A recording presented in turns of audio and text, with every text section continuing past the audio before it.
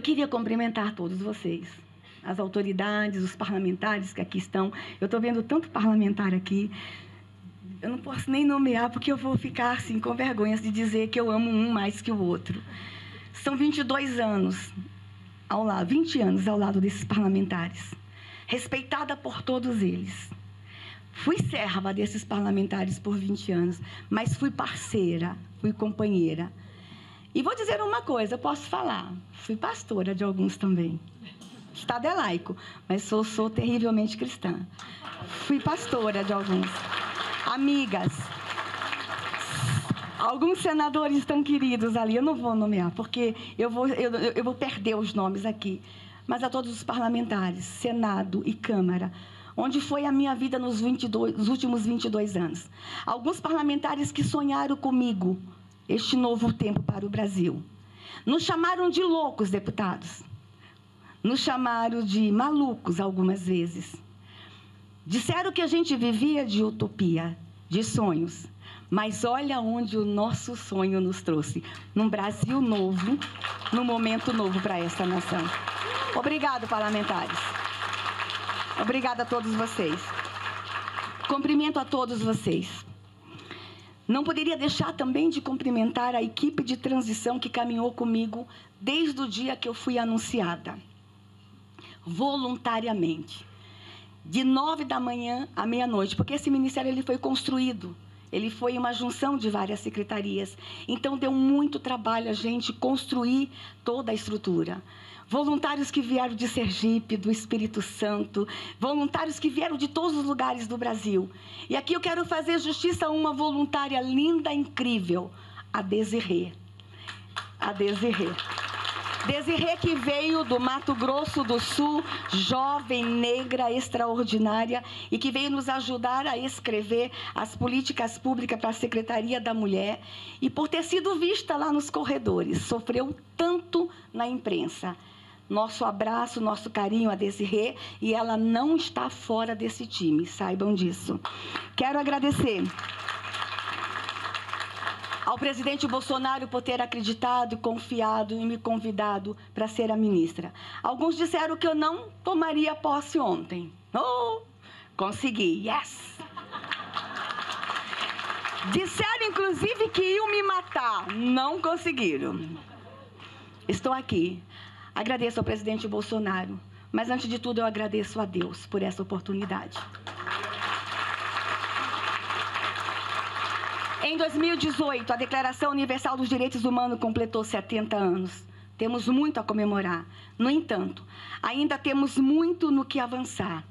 Avançar no cuidado integral, na construção e implementação de políticas públicas que não sirvam mais para fins eleitoreiros e enriquecimento ilícito. Temos que avançar na construção e efetivação de políticas públicas que sejam duradouras, estruturais e promovam ao nosso povo melhores condições de vida plena em todas as suas vertentes. E por falar em vida, eu falo vida desde a concepção.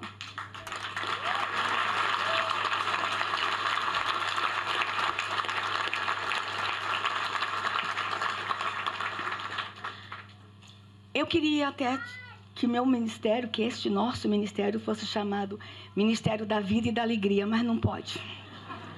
Para este governo, os direitos humanos são universais e serão respeitados. A vida, nosso bem maior, é o ponto de partida. Esse ministério foi pensado e estruturado a partir dela, de sua proteção e seu cuidado. No que depender deste governo e desta equipe, sangue inocente não será mais derramado em nosso país. Esse é o Ministério da Vida. Quando digo vida, eu também falo vida em abundância. Mas esse também é o Ministério da Mulher. Nesse sentido, todas as mulheres de todos os povos, cores e raça serão alcançadas. Nenhuma denúncia de violência contra a mulher que chegar a este governo será ignorada. Todas as brasileiras precisam receber salários dignos e igualitários. Da mesma forma, combateremos juntamente com os órgãos federais todas as formas de discriminação. Vivemos em um país multicultural, com vários credos, línguas, cores, crenças, povos e raça. E isso talvez seja um dos nossos principais ativos. Lutaremos por eles. Tudo isso já é protegido por nossa Constituição e pelo Tratado Internacional de Direitos Humanos, do qual o Brasil é signatário. Mas as mulheres terão prioridade nesse ministério. Nossas avós, mães, meninas, enfim, nossas brasileiras terão o respeito que merecem. E lutaremos para que não sejam tratadas mais como massa de manobra. Temos a garantia de nosso presidente da República, de que as brasileiras terão voz e serão escutadas por este novo e restaurador governo que se inicia. Somos o 5º país do mundo em feminicídio. Que vergonha! A cada 11 minutos, uma mulher é estuprada. A cada 7 minutos, uma mulher sofre algum tipo de violência. Chega, basta. Chega de violência contra a mulher nessa nação. Este é o Ministério da Família. De igual forma, nossas famílias têm assento especial à nossa mesa. Para isso, criamos a Secretaria Nacional da Família, que cuidará especialmente de nossas famílias. Nossos homens, assim como nossas mulheres, também serão respeitados e cuidados. Todos merecem oportunidade e apoio para cuidarem de suas famílias, seja qual for a sua configuração. E deixa eu aqui dar um testemunho. Eu e minha filha somos família. Eu sou uma mulher sozinha com uma filha. E nada vai tirar de nós esse vínculo. Nós somos família. E todas as configurações familiares nesse Brasil serão respeitadas.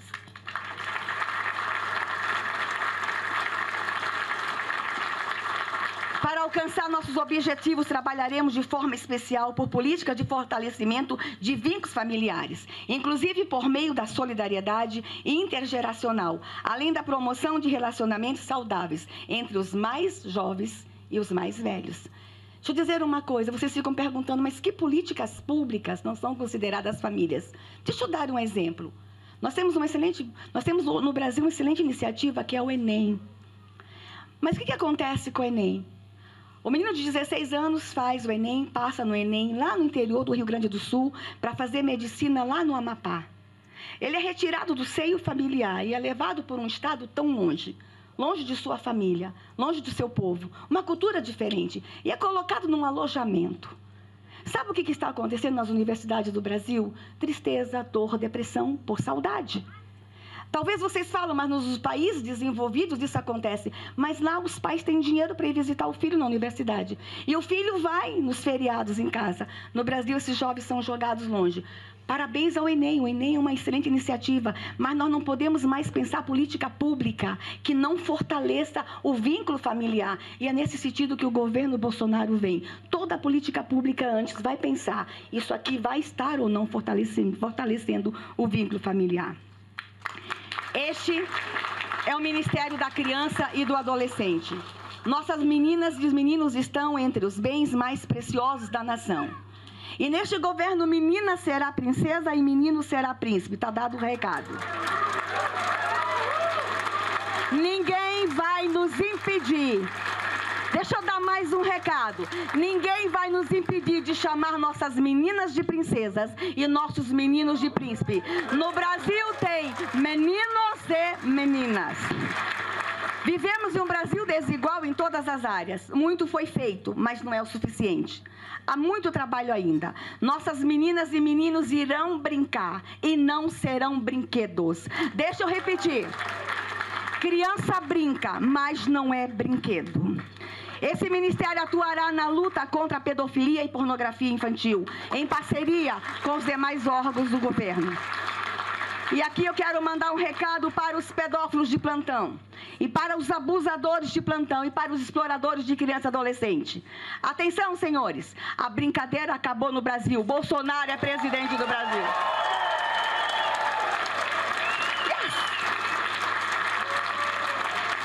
Deixa eu mandar um recado também para os turistas que fretam aeronaves para vir no Brasil pegar nossos meninos e meninas.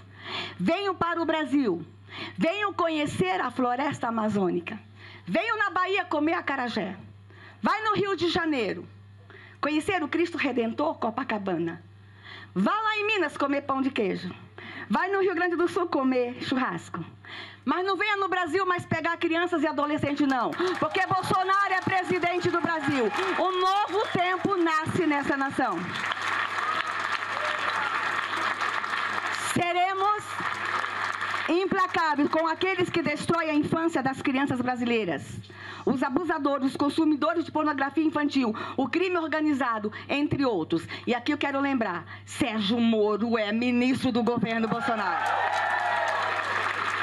Seremos proativos para evitar a gravidez inesperada que alcança meninas cada vez mais novas. Não negligenciaremos as necessidades e enfrentaremos os desafios em relação às crianças e adolescentes em situação de vulnerabilidade, sobretudo as mais pobres e as de comunidades tradicionais, as invisíveis. Um dos desafios desse atual governo é acabar, com o abuso da doutrinação ideológica. Trabalharemos junto com o poder público para construir um Brasil em que nossas crianças tenham acesso à verdade e sejam livres para pensar. Acabou a doutrinação ideológica de crianças e adolescentes no Brasil.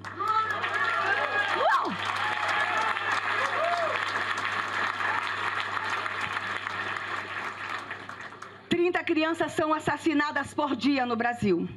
Somos o pior país da América do Sul para ser menina. Mas o governo Bolsonaro se propõe que em pouco tempo seremos o melhor país do mundo para se criar menina. A revolução está apenas começando. Mas este é o Ministério da Juventude. Sentimos a necessidade que o poder público evite esforço para os nossos jovens. A permanência na escola e no ensino superior e as oportunidades de trabalho e renda ainda são entraves que devem ser removidos. Nossa Secretaria da Juventude estará atenta a tais demandas. Nosso Brasil tão rico, tão lindo e tão jovem, ainda derrama sangue inocente de jovens das periferias, nas estradas, nas comunidades e no campo. Segundo o mapa mundial da violência de 2014, somos o 10º país do mundo que mais mata jovens e adolescentes. Que vergonha. E segundo a Unicef, somos o 7º país do mundo que mais mata adolescentes. Além disto, o número de suicídios tem aumentado de forma assustadora. Infelizmente, os especialistas nos informam que 20% dos jovens e adolescentes no Brasil estão se automutilando.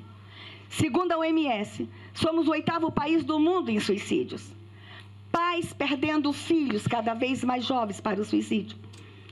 A criança mais nova que está falando com essa ministra e que quer se matar e está se cortando tem apenas 7 anos de idade.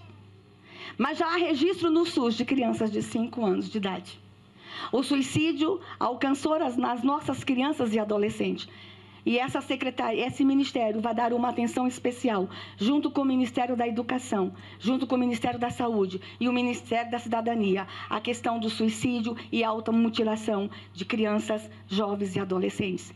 Os pais que não sabem o que fazer, professores que estão desesperados, educadores que não sabem como lidar com a situação, conselheiros tutelares, nós vamos fazer um grande time. E nós vamos levar esperança para as nossas crianças. Nossas crianças estão se cortando, gente. Não é porque elas querem se aparecer. Elas estão em profundo sofrimento. Isso é um fenômeno que nós vamos aprender a lidar com ele. E nós vamos aprender isso juntos. Ministério, pais, famílias, todos juntos, no combate ao suicídio e à automutilação. E essa é uma das metas desse ministério para os próximos 100 dias. Intensificaremos em parceria com outros órgãos e entidades as campanhas de prevenção ao suicídio, automutilação e também o uso abusivo de drogas ilícitas e o consumo de álcool entre adolescentes e jovens. Nós conhecemos e nos preocupamos com a realidade do jovem negro, indígena, cigano, ribeirinho, quilombola, o boia fria. Estes jovens invisíveis, que trabalham de sol ao sol, sem acesso à saúde, educação, sem moradia, trabalho e renda, terão o protagonismo que merecem nesse ministério. Cuidaremos de todos com políticas públicas sérias e equilibradas, respeitando sua cultura e seu modo de ser, dentro do caráter universal dos direitos humanos. Mas esse também é o Ministério da Igualdade Racial. Um dos principais ativos de nosso país é a diversidade cultural. Povos, línguas, raças, credos e cores fazem parte da alma do povo brasileiro. Todos nós temos um pouco de cada um.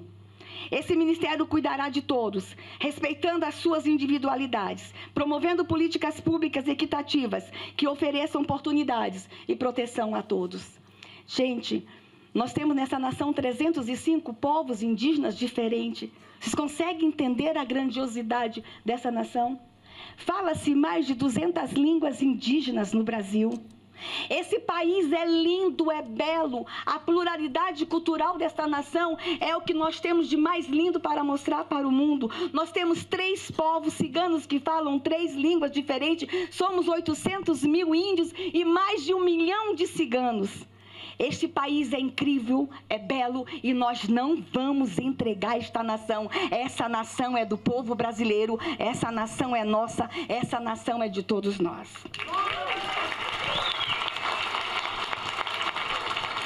Mas este ministério também é da pessoa idosa. Nossos idosos e idosos contribuíram muito com a nossa nação e serão honrados por isso. Além de tudo, boa parte deles está no mercado de trabalho, alguns por opção, mas muitos por necessidade econômica. Muitos, no momento em que deveriam receber cuidados, ainda são arrimos de família. Lutaremos com os idosos, por meio da Secretaria do Idoso, para que o Estatuto do Idoso seja respeitado integralmente nessa nação. Mas este é o Ministério da Pessoa com Deficiência. Quero falar especialmente com as pessoas com deficiência. A Lei Brasileira de Inclusão é uma das nossas principais bandeiras. E aqui quero dizer aos nossos parlamentares, foram 14 anos para a gente aprovar a LBI no Congresso Nacional. Chega a doer falar isso para vocês. Uma lei tão importante. 14 anos de luta. Vocês não têm ideia os entraves nos bastidores que nós, assessores, tivemos que enfrentar. E os parlamentares comprometidos com as pessoas com deficiência. Consegue imaginar? 14 anos para aprovar uma lei de inclusão no Brasil. A lei está aprovada desde 2016, 2015. E ela ainda não foi regulamentada. E aqui eu trago a boa nova. O presidente Bolsonaro determinou que nos próximos meses seja regulamentada a Lei Brasileira de Inclusão. Essa é uma nação que vai incluir. Trouxemos para o Ministério pessoas muito especiais que falam com vocês e que sabem o que estão fazendo. Nossa Secretaria da Pessoa com Deficiência terá o papel de desenhar e implementar políticas públicas especiais e lutar pela legislação que garanta tais direitos. A acessibilidade, em todos os níveis, ainda é um desafio que superaremos juntos. Contem conosco. E aqui, quando eu falo da regulamentação da LBI, a Secretaria estará ainda aos acampamentos de ciganos, para saber qual cigano ainda não tem com deficiência, que ainda não tem benefício. A Secretaria estará indo nas aldeias que nos forem abertas. Todos os índios com deficiência terão acesso ao benefício. A Secretaria estará indo às ruas, buscando as pessoas com deficiência que estão jogadas, algumas no fundo de uma casa, sem nenhuma assistência, abandonada pela família. As pessoas com deficiência serão e estarão no protagonismo deste ministério. É um novo tempo para as pessoas com deficiência no Brasil. Mas este também é o Ministério da Proteção Global. Lutaremos contra a tortura.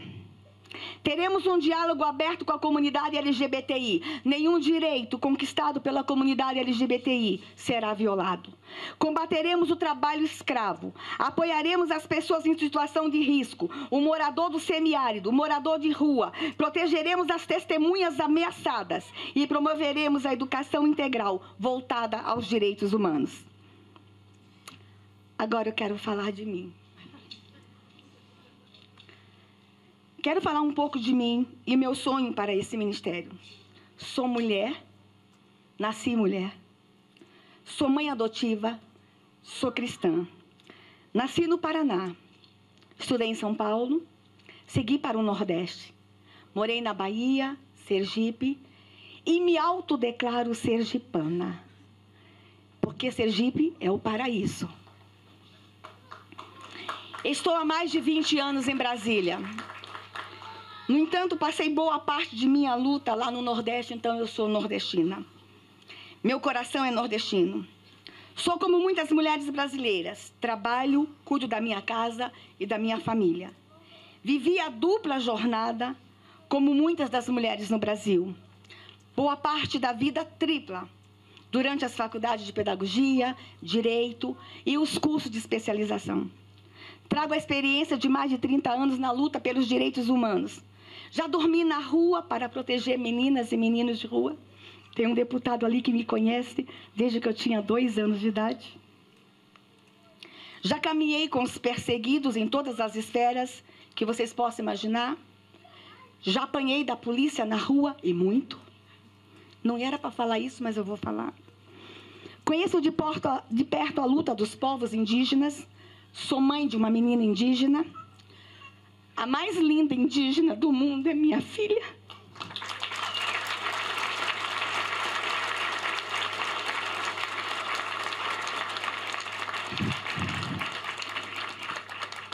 Que não teve a alegria de estar aqui, porque foi ameaçada junto com a mãe. Queriam nos matar, porque a gente acredita que é um novo momento para o Brasil. Queriam nos matar, disseram que iam nos matar, mas é difícil matar essa ministra. Mas por recomendação, a minha filha não está em Brasília. Deve estar de longe assistindo a mãe. Te amo, Lulu.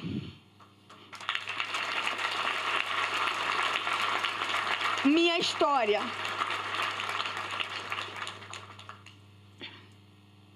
Minha história não foi respeitada. E por muitos meios de comunicação. Como vocês sabem, senti na pele o abuso físico, sexual, psíquico. E nos últimos dias também o abuso moral. Foram implacáveis comigo. Minha crença virou chacota e motivos de risada, tanto nas redes sociais como pessoalmente, inclusive por grandes intelectuais, parlamentares, líderes de partidos. O abuso que sofri, algo íntimo, compartilhado entre os meus irmãos de fé e de quem nunca escondi, virou manchete de jornal. Nunca falei da minha vida íntima como discurso de Estado. Não tenho nenhum orgulho de ter sido barbaramente abusada. Isto não é orgulho e isso não me fez ministra. Não fui respeitada. Não fui respeitada como menina, como mulher, como mãe e como filha. Não fui respeitada como brasileira. Minha história não foi veiculada com muito conforto e motivo de superação, mas como escárnio por uma pequena parte da mídia de forma irresponsável. Quando riram de mim, riram de 1/3 das meninas no Brasil que são abusadas sexualmente. Chorei não por mim, tenho meu consolador. E queiram vocês ou não, ele sobe em pé de goiaba.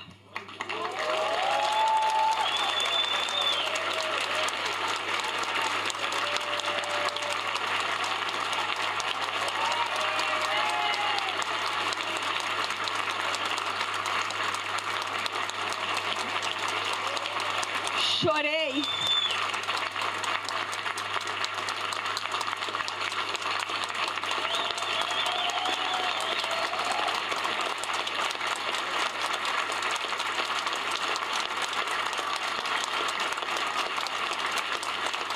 Obrigada. Chorei, não por mim. Chorei pelas meninas e meninos que são abusados, violentados e maltratados em boa parte das vezes na sua própria casa. Mais de 60% dos abusos acontecem dentro de casa. 95% dos abusadores são pessoas muito próximas das crianças. Algumas abusadas nas escolas, nas igrejas, nos lugares onde congregam para celebrar sua fé. Por aqueles que deveriam protegê-las. Chorei por aqueles e por aquelas humilhados e maltratados, que nem sempre têm um lugar para subir e chorar. Eu tive. Eu tive um lugar para clamar por alguém que veio em meu socorro. Eu tive. Choro por aqueles que o Estado não alcança e que algumas vezes não faz o mínimo esforço para alcançar. Choro pelas minhas crianças indígenas, pelas mães indígenas que gritam por socorro. Não é lenda, não é brincadeira. Mulheres indígenas nesse país ainda são obrigadas a enterrar suas crianças. E eu quero deixar bem claro aqui uma coisa. O índio ama desesperadamente seu filho. Os índios amam desesperadamente suas crianças. E alguns índios, em nome da cultura, e por não saber o que fazer, às vezes são obrigados a sacrificar suas crianças. E a gente finge que não sabe. Eu vou contar uma coisa para vocês. São 305 povos. Não são todos os povos que ainda matam suas crianças. Pouquíssimos. 10, 15. Mas vocês acham que a mãe indígena quer matar seu filho? Vocês acham que é confortável para uma mãe indígena enterrar sua criança viva neste país? Essas mães choram na floresta. E o nosso silêncio soa para mim como hipocrisia do branco dominante. Mães indígenas, eu quero que vocês que são mães imaginem uma mãe indígena lá no interior da Amazônia, que é mãe de uma criança surda e que ela amamentou por 1 ano e que ela ama desesperadamente essa criança. E com 1 ano ela descobre que a criança é surda e seu pajé recomenda a ela enterrar essa criança. Vocês conseguem imaginar essa mãe cavando um buraco e seu filhinho em volta engatinhando, olhando para ela, rindo, achando que mamãe está brincando? E mamãe ter que enterrar viva? Vocês acham que essa mulher é feliz? Não é. Essa mulher não é feliz. As mulheres indígenas estão pedindo socorro no Brasil. As crianças indígenas estão pedindo socorro. Quebramos o tabu. E vou dizer uma coisa. Eu não quero que ninguém que ouve o meu discurso sobre o infanticídio indígena fique bravo com os índios. Eu quero que essa nação tenha compaixão. Eu quero que essa nação seja solidária. Eu quero que essa nação ame os indígenas brasileiros. Chega de preconceito com os nossos índios. Chega de discriminação. Fui acusada. A imprensa fala que eu sou sequestradora. Sou perigosa. A imprensa fala que eu sou uma espécie de sequestro, porque quando eu ouço o choro de uma mãe e busco essa mãe para vir para a cidade, para ter seu bebezinho, nós temos etnias ainda, pouquíssimas, que não aceitam as crianças gêmeas. Quando nascem gêmeos, as mães são obrigadas a enterrar os 2 vivos.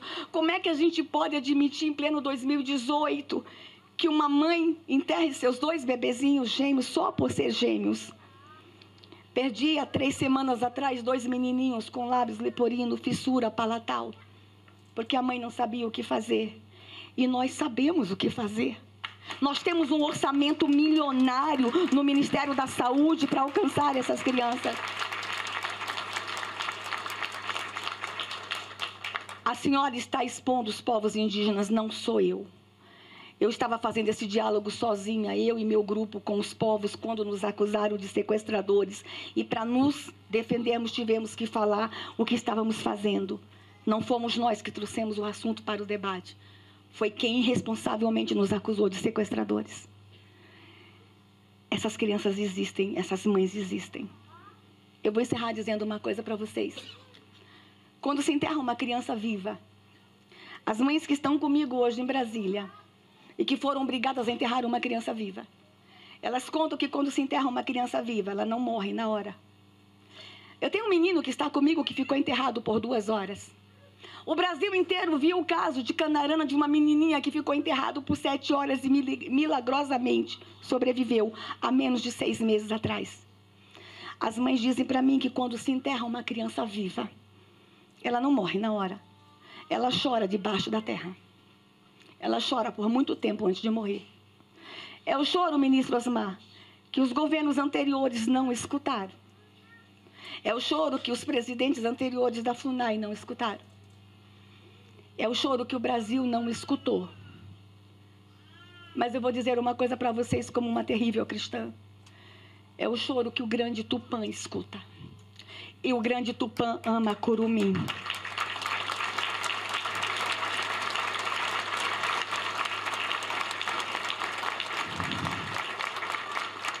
Chega de choro de curumim. Chega de choro de criança indígena. Chega de choro de crianças com deficiência. Chega de choro nos lares. Chega de choro nessa nação. Eis que surge o Ministério da Vida e da Alegria. Sejam todos vocês bem-vindos.